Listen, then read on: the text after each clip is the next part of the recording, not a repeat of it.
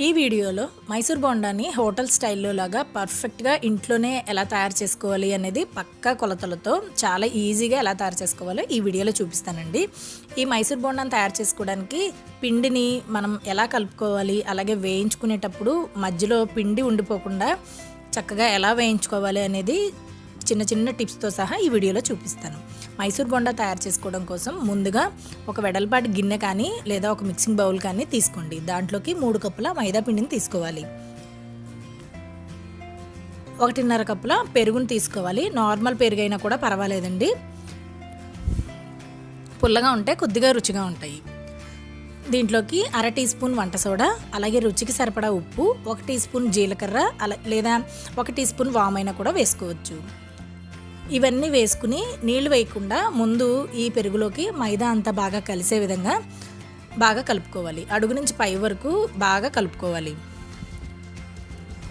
ఈ పిండి మనం కలుపుకునేటప్పుడు ముందర నీళ్లు వేసేసుకోకూడదండి. ఈ విధంగా చూడండి, పెరుగులో మైదాని బాగా మిక్స్ అయ్యే విధంగా ముందు కలుపుకోవాలి. అప్పుడు గట్టిగా ఉంటుంది పిండి కన్సిస్టెన్సీ అనేది. ఇలా గట్టిగా వస్తుంది కదా, అప్పుడు 2 లేదా 3 చెంచాల నీళ్లు, లేదంటే 2 చెంచాల నీళ్ళు అయినా కూడా సరిపోతాయి. ఎక్కువ నీళ్లు పట్టవండి, కొంచెం కొంచెం వేసుకోవాలి.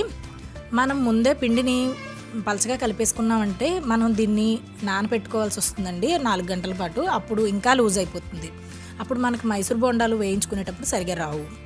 చూడండి, ఇక్కడ చూపిస్తున్న విధంగా ముందు పెరుగులో పిండిని బాగా మిక్స్ చేసుకున్న తర్వాత అప్పుడు 1 లేదా 2 చెంచాల నీళ్లు మాత్రమే వేసుకుని ఈ విధంగా గట్టిగా కలుపుకోవాలి. ఇలా గట్టిగా కలిపేసుకున్న తర్వాత ఈ పిండిని అంతటిని 1 నిమిషం పాటు ఇక్కడ నేను చూపిస్తున్న విధంగా బాగా మర్దన చేసినట్లుగా కలపాలి.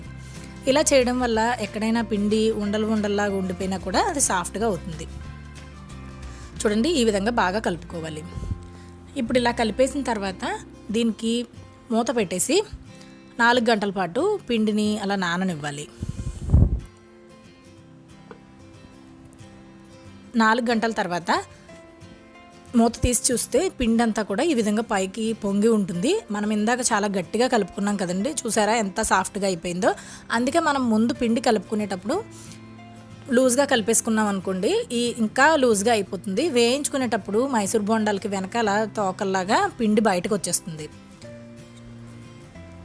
ఈ విధంగా పిండి అంతా బాగా నానిన తర్వాత 2 నిమిషాల పాటు మన చేతి వేళ్లతోటే బాగా మర్దన చేసుకోవాలి. ఇలా చేయడం వల్ల పిండి ఇంకా సాఫ్ట్ అవుతుంది. ఇక్కడ చూపిస్తున్న విధంగా చేసుకోవాలి. ఇలా 2 నిమిషాలు బాగా మర్దన చేసినట్లుగా పిండి కలుపుకున్న తర్వాత చేతులు శుభ్రంగా కడిగేసుకుని ఇప్పుడు బోండాలు ఎలా వేసుకోవాలో చూపిస్తాను. ఈ విధంగా పిండిని గిన్నెకి అంచుల వెంబడి తీసి మూకుడు మధ్యలోకి వేసుకోవాలి. ఇప్పుడు పిండి ఇక్కడ చూపిస్తున్న విధంగా చూడండి, పిండిని ఈ విధంగా తీయాలి. ఇలా వేసుకుంటే మనకి చక్కగా పొంగుతాయి. ఇప్పుడు మనం బోండాలు వేసుకోవడానికి స్టవ్ ఆన్ చేసి మూకుట్లో డీప్ ఫ్రైకి సరిపడా నూనె పెట్టుకుని ఇక్కడ చూపిస్తున్న విధంగా నూనె మధ్యలో కంట బోండాల్ని వేసుకోవాలి.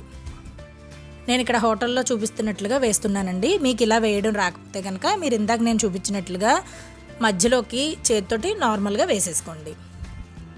నూనె ఇక్కడ బాగా కాగిపోవాల్సిన అవసరం లేదండి, గోరువెచ్చగా కంటే ఇంకాస్త ఎక్కువ వేడిగా ఉండాలి.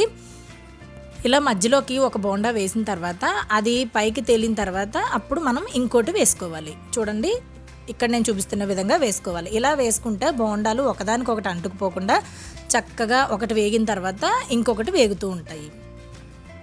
ఎక్కువ నూనె బాగా వేడెక్కిపోయింది అనుకోండి, మనం బోండాలు వేసినప్పుడు ముందు వేసిన బోండాలు బాగా వేగిపోయి ముదురు రంగులోకి వచ్చేస్తాయి. ఒకవైపు బాగా రంగు వచ్చేస్తుంది, రెండో వైపు తెల్లగా ఉండిపోయినట్లు ఉంటాయి.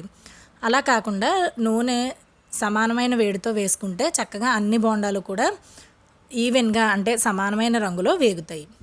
వీటన్నిటిని కూడా బోండాలు వేసిన తర్వాత మంటని మీడియం ఫ్లేమ్లోనే ఉంచుకుని వీటిని వేయించుకోవాలి. చక్కగా గోల్డెన్ కలర్లోకి వచ్చేంత వరకు వీటిని జాగ్రత్తగా వేయించుకోవాలి.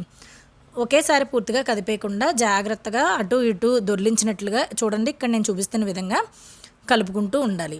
అప్పుడు మనం వేసిన అన్ని బోండాలు కూడా చక్కగా ఒకే రంగులోకి బాగా వేగుతాయి. చూడండి, ఈ విధంగా గోల్డెన్ కలర్లోకి వచ్చిన తర్వాత వీటిని ఈ విధంగా ఒక ప్లేట్లోకి తీసేసుకోవాలి. నూనె బాగా వేడెక్కిపోయిందంటే రంగు బాగా వచ్చేస్తాయండి. అలాగే నూనె చల్లగా ఉందంటే నూనె ఎక్కువగా పీల్చేస్తాయి. మంటని మీడియం ఫ్లేమ్లో పెట్టుకుని వేయించుకుంటే లోపల పిండి పిండిగా లేకుండా చాలా సాఫ్ట్గా, లోపల కూడా చాలా బాగా వేగి చాలా టేస్ట్గా ఉంటాయి. ఇంతేనండి. మిగతా పిండితో కూడా ఇందాక నేను చూపించినట్లుగానే మనం బోండాలని తయారు చేసేసుకోవాలి. అలాగే రెండోసారి బోండాలు వేసేటప్పుడు నూనె బాగా వేడెక్కిపోయి ఉంటుంది కాబట్టి నూనె కొద్దిగా చల్లారిన తర్వాత, అంటే ఒక 2 నిమిషాలు గ్యాప్ ఇచ్చి అప్పుడు మరలా రెండోసారి బోండాలని వేసుకోవాలి. ఇంతేనండి. బోండాన్ని నేను ఒకటి చూపిస్తున్నాను కదా, ఎంత గుల్లగా వేగిందో. మధ్యలో పిండి కూడా బాగా వేగి చాలా సాఫ్ట్గా వస్తాయి. ఇక్కడ నేను చూపించిన అల్లం చట్నీ అనేది వీడియో ఆల్రెడీ ఛానల్లో అప్లోడ్ చేశానండి. మీకు కావాలంటే ఒకసారి ఆ వీడియోని ట్రై చేయండి. ఈ వీడియో నచ్చితే ఈ వీడియోకి ఒక లైక్ చేసి మీ ఫ్రెండ్స్ అండ్ ఫ్యామిలీకి షేర్ చేయండి. మరిన్ని రెసిపీల కోసం ఛానల్ని తప్పకుండా సబ్స్క్రైబ్ చేసుకోండి.